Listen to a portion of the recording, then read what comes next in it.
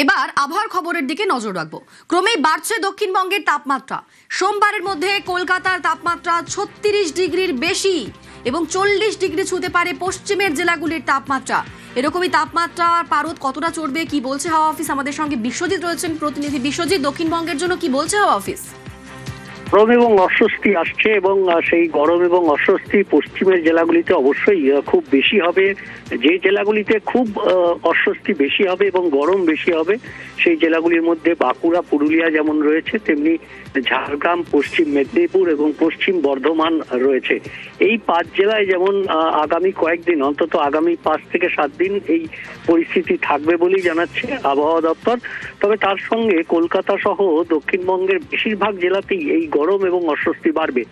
আগামী 2-3 দিনে অন্তত 2 থেকে 3 ডিগ্রি সেলসিয়াস তাপমাত্রা বাড়তে পারে, এমনটাই অনুমান আলিপুর আবহাওয়া দপ্তরের বিজ্ঞানীদের। কারণ যে তাপমাত্রা এই মুহূর্তে রয়েছে সেই তাপমাত্রা কোথাও স্বাভাবিক বা স্বাভাবিকের কিছুটা নিচে রয়েছে, আবার কোথাও স্বাভাবিকের সামান্য উপরে রয়েছে। এই তাপমাত্রা কিছুটা বেড়ে গেলে যেমন গরম বাড়বে, তেমনি প্রচুর জলীয় বাষ্প ঢুকছে অক্ষরেখার টানে, আর তার ফলে আর্দ্রতাজনিত অস্বস্তিও থাকবে। গরম এবং অস্বস্তি আরো বাড়বে। আর তারই পাশাপাশি উত্তরবঙ্গের দিকে নজর রাখবো। উত্তরবঙ্গে আজও ঝড় বৃষ্টির পূর্বাভাস রয়েছে।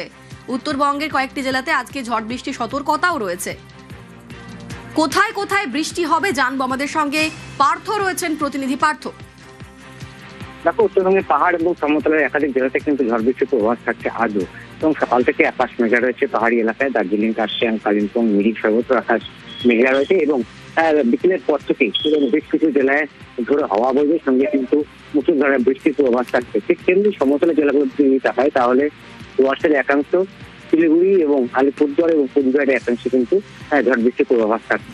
অর্থাৎ এই যে দুর্যোগ, সে দুর্যোগ থেকে দুর্যোগ আবহাওয়া কিন্তু কাটেনি উত্তরবঙ্গের আকাশ থেকে, এবং আগামী আরো 2 দিন অর্থাৎ মঙ্গলবার পর্যন্ত কিন্তু এমনই আবহাওয়া থাকবে বলে হাওয়া অফিস থেকে জানানো হয়েছে। ধন্যবাদ পার্থ।